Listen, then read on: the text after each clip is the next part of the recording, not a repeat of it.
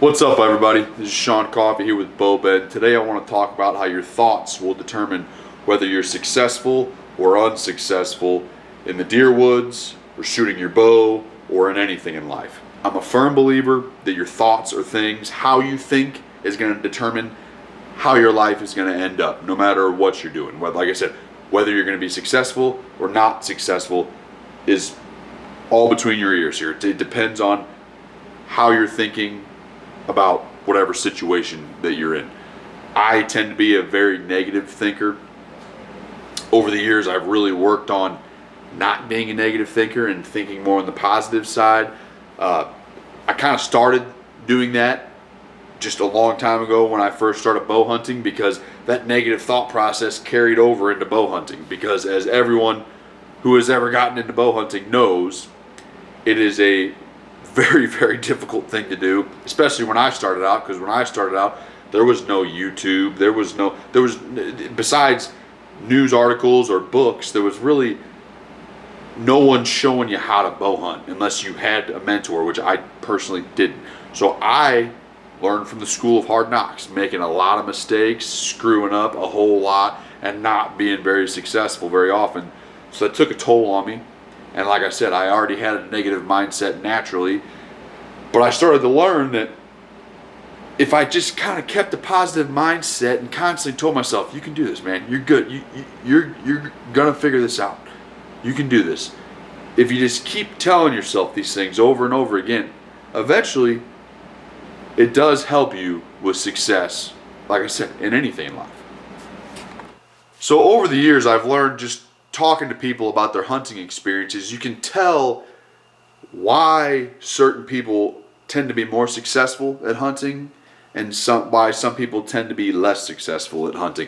And if you listen to the people that are less successful at hunting, the guys that aren't killing as many deer, aren't killing big deer, they're very negative. They're constantly, oh, well, didn't see any deer because the weather sucked. It was too hot, or it was too cold, or it was too windy, or CWD killed all the deer, or there's no more deer in the woods. You hear them saying stuff like that all the time. Or if they miss, or if they wound a deer, it's, there was a limb in the way, or they had to abduct the string, there's no way I would have missed. Instead of actually being accountable for their actions and going, maybe I should practice with my gun more, or maybe I should practice shooting my bow more, or maybe I shouldn't have taken that shot. No, instead, let's just blame the tree or the branch. I've just found over the years that, like I said, there's certain people that have a better mindset, and that's why they're more successful. Also, over the years, just because I used to just absolutely lose my mind when any deer, I don't care if it's a fawn, walked in front of my tree stand, I would lose my mind. I don't know what it was. It's just that adrenaline rush. For a long time, I didn't know how to handle it, and I made a lot of bad shots because I couldn't control my mind. I was just going crazy, and I would just panic.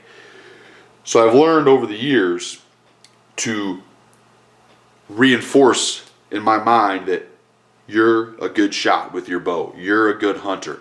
You are going to make a good shot on this deer and kill this deer. So over the years, I've learned in my practice sessions, I'm constantly telling myself, like, when I draw back and get to full draw, I tell myself, all right, you got this. You're a good shot. All right, just aim. Just aim. I'm constantly talking myself up, even just in my practice sessions. And then there's been a lot of times, I still do this to this day. I did this last year. I had a doe coming in, and for some reason, I really started panicking. And I'm telling myself, as she's walking in, and I knew, okay, I'm about to get a shot on this deer, I'm telling myself, you're an awesome deer hunter. You're an awesome deer hunter. You're going to kill this deer. You're an awesome deer hunter. You're going to make an awesome shot on this deer. And I'm telling myself that all the way through full draw. Okay, aim, aim, aim.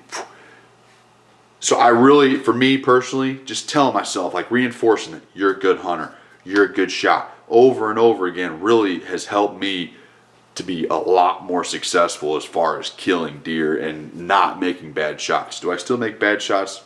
Yeah, that's just part of bow hunting. But I've eliminated a lot of shots that probably would have been bad shots just that simple.